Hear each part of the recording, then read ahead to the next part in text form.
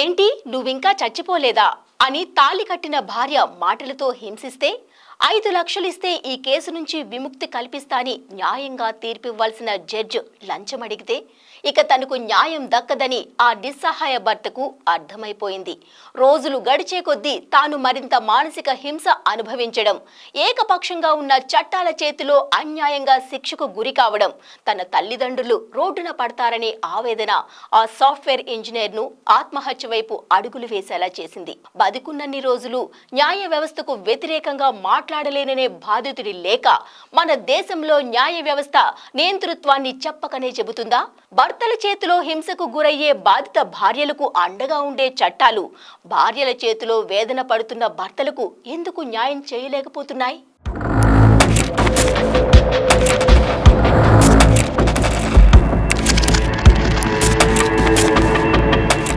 అతుల్ సుభాష్ యూపీకి చెందిన software engineer.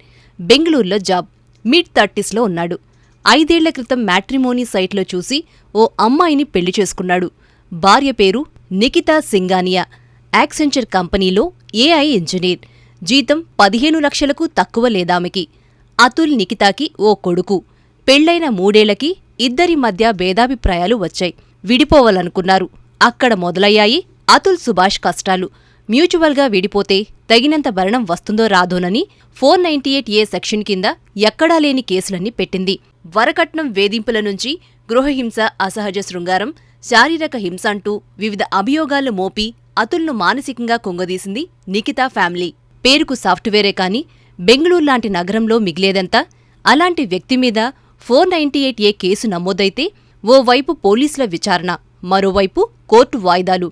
ఎప్పుడు పిలుస్తారో తెలియదు. హియరింగ్ ఉన్నప్పుడల్లా అన్నీ వదులుకొని వెళ్లాలి. ఇన్నింటి మధ్యలో డబ్బుల కోసం హెరాస్మెంట్స్. మనకి పుట్టిన బాబుని నువ్వు చూడాలంటే 30 లక్షలివ్వాలి. ఓవరాల్గా భరణం కింద 3 కోట్లు ఇస్తేనే నీకు 498A నుంచి రిలీఫ్, లేదంటే ఇలాగే కోర్టుల చుట్టూ తిరగాలంటూ వార్నింగ్ మెసేజ్లు భార్య నుంచి. అవన్నీ తప్పుడు కేసులు, నన్ను అనవసరంగా హింసిస్తున్నారని కేసు విచారణ జరుగుతున్న జౌన్పూర్ ఫ్యామిలీ కోర్టు న్యాయమూర్తి రీటా కౌశిక్ని వేడుకుంటే, నాకు 5 లక్షలిస్తే కేసులో నీకు అనుకూలంగా తీర్పిస్తా, లేదంటే నీ కర్మ అంటూ జడ్జి నుంచి మరో రకమైన బెదిరింపులు. కోర్టుల చుట్టూ తిరిగాడు. తన గోడు చెప్పుకున్నాడు. ఇక వల్ల కాదనుకున్నాడు. చనిపోవాలని నిర్ణయం తీసుకున్నాడు అతుల్. అలాగని ఆవేశపడలేదు. చనిపోయే 3 రోజుల ముందు కూడా ఏ రోజు ఏం చేయాలో నోట్స్ రాసుకుని ఇవ్వాల్సిన పేమెంట్స్, డ్యూస్ క్లియర్ చేశాడు. తనకు జరిగిన ప్రతి అవమానం, అన్యాయాన్ని వివరిస్తూ పేజీల కొద్దీ సూసైడ్ నోట్స్ రాసి దాన్ని సోషల్ మీడియా దగ్గర్నుంచి రాష్ట్రపతి వరకు అందరికీ చేరేలా పోస్ట్ చేశాడు. గంటన్నర వీడియోలో తాను ఎంత క్షోభ అనుభవించాడో రికార్డ్ చేసి ఆన్లైన్లో పెట్టి ప్రాణాలు విడిచాడు అతుల్. Justice is due. చావు తర్వాతైనా న్యాయం జరగాలనేది తన చివరి కోరిక.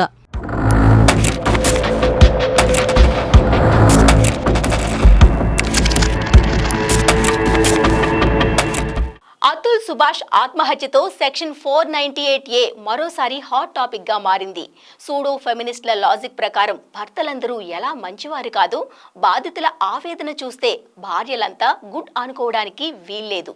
తమకు అనుకూలంగా లేనప్పుడు భర్త, అత్తమామలతో పాటు సంబంధం లేని ఆడపడుచు, దూరపు చుట్టరికమున్న బంధువుల్ని కూడా వేధింపుల పేరుతో 498A కింద ఇరికించేస్తున్నారు కొందరు కోడళ్లు. పోలీసులు కూడా కనీస విచారణ లేకుండా ఫిర్యాదులో పేర్లు ఉన్న వారందర్నీ అరెస్ట్ చేస్తున్నారు. ఇటు పరువు పోయి కేసులు ఎప్పుడు తేలతాయో అర్థం కాక, అటు కోడళ్ల బ్లాక్మెయిల్స్ భరించలేక చివరకు ఉసురు తీసుకుంటున్న భార్యా బాధితులు ఎందరో. Section 498A వరమా, శాపమా? గృహహింస నుంచి రక్షించడానికి చట్టం రూపొందిస్తే అది దుర్వినియోగమవుతోందా? 498A చట్టం భరణాల గురించి సుప్రీంకోర్టు ఏం చెబుతోంది?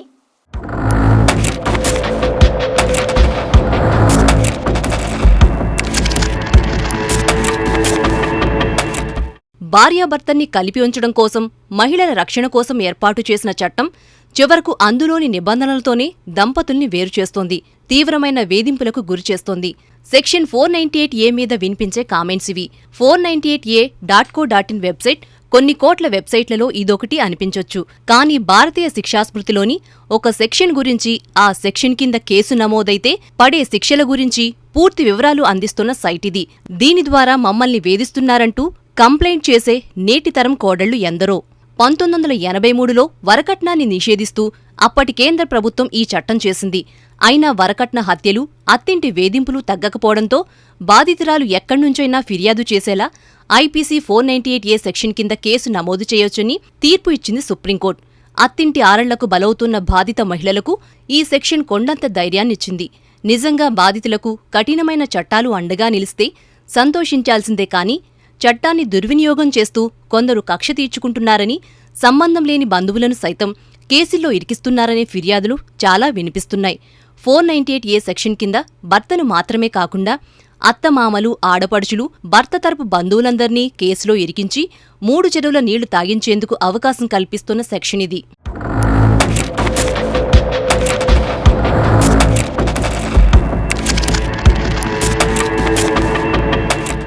అసలు వరకట్న నిషేధ చట్టం 498A కింద నమోదవుతున్న కేసుల్లో 80% తప్పుడు కేసులే అన్న వాదన బలంగా ఉంది.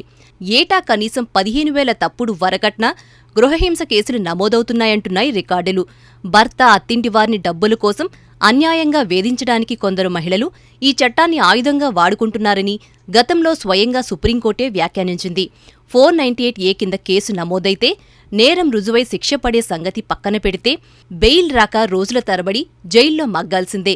కోడలు ఎప్పుడేం చేస్తుందోనని అత్తింటి వారంతా బిక్కుబిక్కుమనుకుంటూ గడపాల్సిన స్థితిలో నెట్టేస్తోంది ఈ చట్టం. 498A యాక్ట్ దుర్వినియోగం అవుతుందంటూ భార్యాబాధితుల సంఘాలను ఏర్పాటు చేసి మరీ ఆందోళనలు చేస్తున్నారు బాధిత భర్తలు. హైదరాబాద్, సికింద్రాబాద్లోనే రీసెంట్గా 2-3 భార్యాబాధితుల సంఘం మీటింగులు జరగడం సమస్య తీవ్రతను తెలిపేదే. అందుకే ఈ చట్టాన్ని రద్దు చేయాలంటూ భార్యాబాధిత సంఘాలు డిమాండ్ చేస్తున్నాయి. చివరికి సుప్రీంకోర్టు సైతం నిజ నిర్ధారణ చేసుకోకుండా 498A సెక్షన్ను ఎడాపెడా వాడొద్దని ఆదేశించింది. భార్యాభర్తల స్థితి ఆధారంగానే భరణం చెల్లించాలని మార్గదర్శకాలు సూచించింది అత్యున్నత న్యాయస్థానం. వైఫ్ అండ్ హస్బెండ్ సామాజిక, ఆర్థిక స్థితిగతులు, భవిష్యత్తులో భార్యాపిల్లల ప్రాథమిక అవసరాలు, ఇద్దరి ఉద్యోగ, విద్యార్హతలు, ఆదాయం, ఆస్తులు, అత్తింట్లో ఉన్నప్పుడు భార్య లైఫ్ స్టైల్ ఎలా ఉంది, కుటుంబం కోసం ఆమె ఉద్యోగాన్ని వదిలేసిందా, జాబ్ చేయని భార్య అయితే ఆమె న్యాయ పోరాటానికి తగిన మొత్తం చెల్లించడం, భర్త ఆర్థిక పరిస్థితి, అతడి ఆదాయం సహా ఇతర బాధ్యతల్ని పరిగణలోకి తీసుకుని మాత్రమే భరణాన్ని నిర్ణయించాలని సూచించింది.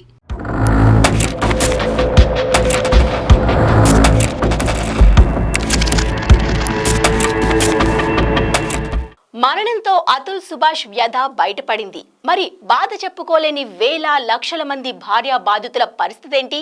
చట్టం ముందు అందరి సంగతి పక్కన పెడితే కనీసం భార్యాభర్తలు కూడా సమానం కాదా? బాధపడినప్పుడు ఆడైనా మగైనా ఎవరికైనా ఈక్వల్ జస్టిస్ జరగాలి. కానీ 498A లాంటి సెక్షన్స్తో ఆడవారికి న్యాయం చేయాలనే ఆరాటంలో మగవారిని చిత్రహింసలకు గురి చేస్తున్నాయి చట్టంలోని రూల్స్. అతుల్ సుభాష్ ఆత్మహత్యకు కేవలం అతని భార్య, ఆమె కుటుంబ సభ్యులు మాత్రమే కారణం కాదు. మొత్తం సమాజం బాధ్యత వహించాలేమో. లొసుగులతో నిండిపోయిన చట్టాలు, న్యాయం పేరుతో సాగదీసే వ్యవస్థలు అంతా కలిసి ఒక వ్యక్తి నిండు ప్రాణాన్ని బలి తీసుకున్నాయి. కనీసం మెంటూ హ్యాష్ట్యాగ్లు, ఆన్లైన్లో జరుగుతున్న నిరసనలు, వ్యక్తమవుతున్న ఆవేదనలైన అతుల్ సుభాష్కు న్యాయం జరిగేలా చేస్తాయా?